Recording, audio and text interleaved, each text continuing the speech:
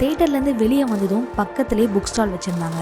இன்றைக்கி ஸ்பாட்டிஃபைல லிரிக்ஸ் பார்த்து தப்பாக லிரிக் பாடிட்டு இருக்கோம். அன்றைக்கி நம்ம அந்த பாட்டு புக்கை வாங்கி பாட்டு பாடுற ஃபீலே ஒரு தனி ஃபீல் தான். அதே மாதிரி பராசக்தி படத்தோட எல்லா பாட்டுமே வந்து புக்காக கொடுத்துருந்தாங்க. அந்த ஸ்டாலுக்கு அப்படியே ஆப்போசிட்டில் ஒரு பயங்கரமான ட்விஸ்ட். மாடர்ன் டைமில் ட்ரெண்டிங் டெக்னாலஜியோட ஏஐ ஃபோட்டோ பூத் ஒன்று வச்சுருந்தாங்க. நம்ம ஃபோட்டோ எடுத்தால் அதை பராசக்தி படத்தோட ஒரிஜினல் போஸ்டர் ஸ்டைலாகவே ரீக்ரியேட் பண்ணி தர்ற ஒரு செட்டப். அந்த ஃபோட்டோ பார்க்கும்போது பராசக்தி போஸ்டர் நம்ம ஃபேஸ் இருந்தால் எப்படி இருக்கும் அப்படின்ற ஒரு க்யூரியாசிட்டிக்காகவே மக்கள் எல்லாரையுமே அதே க்யூரியாசிட்டியோட அங்கே போக வச்சுது. புக்கு ₹1 நாங்கள் வந்து பாட்டுலாம் பாடுவோம்.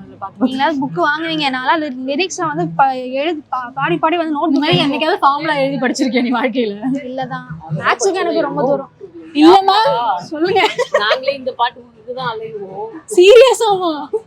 பாத்தீங்களா, அந்த காலத்துல இருந்து இப்ப வரைக்கும் புக்ஸ்லாம் நிறைய போட்டிருக்காங்க. பேசாம இந்த மேக்ஸ் ஃபார்முலால இந்த மாதிரி பாட்டா வந்து கன்வெர்ட் பண்ணி கொடுத்துருந்தா எனக்கு ரொம்ப ஈஸியா இருக்கும். அவங்க ரொம்ப அக்செப்ட் பண்ணிக்கிறாங்க. அது ரியாலிட்டி ப்ரோ. யா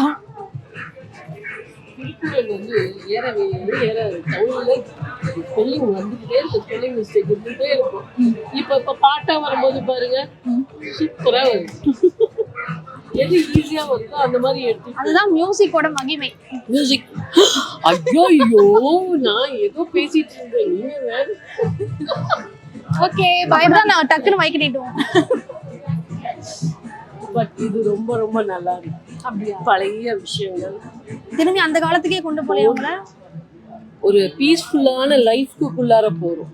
இப்ப லைஃப் வந்து பீஸ்ஃபுல் கிடையாது. அப்ப இருந்ததுதான் பீஸ்ஃபுல் லைஃப். ஒரு ட்ரெயின்ல ஒரு ஜாலியா. இப்பெல்லாம் எல்லாம் உள்ளார வந்து என்னமா விற்கிறோம். நைஸ் லைஃப் அதெல்லாம் மிஸ்ஸிங்.